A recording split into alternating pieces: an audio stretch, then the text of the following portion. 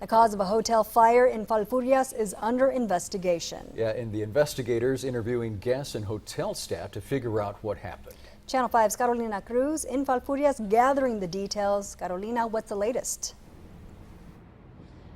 Yeah, take a look. This is what's left of that hotel here in Falfurrias. Now you can see part of the structure is charred, and then there's also debris. We can also hear the fire alarms are still going off inside. Now, this is a community that relies on volunteer firefighters, so it took several agencies across the valley to control and put out the fire. That's why tonight the fire chief from Falfurrias is making a call to community leaders for more manpower and equipment. The buzzing overpowered the crackling of the flames. I wake up to the noise of the alarms going off. So the alarms are going off, and the week prior they had a drill.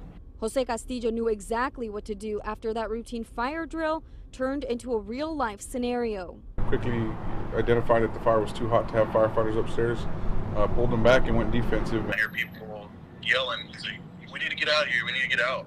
Castillo was in town on business. He was 2 days shy of completing his work here. We were supposed to leave on the 12th, so it's kind of an early way to leave in. He, along with 30-plus guests and staff, were safely evacuated. Falfurrias Fire Chief Ruben Ramirez says everyone involved got lucky.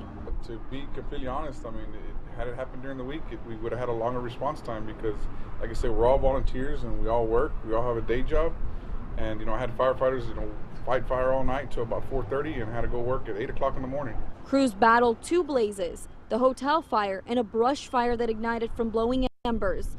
The Falfurrias Volunteer Fire Department doesn't own a ladder truck.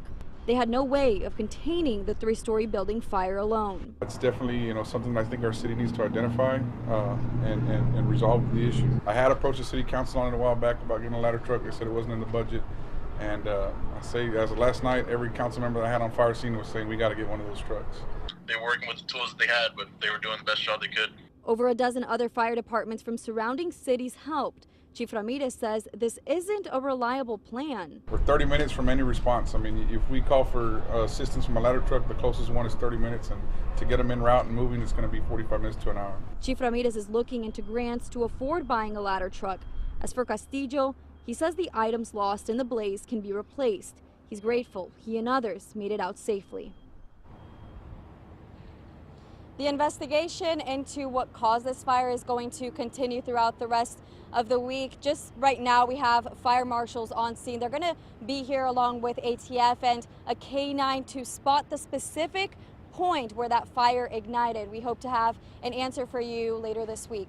Reporting live in Falfurrias, Carolina Cruz, Channel 5 News at 6.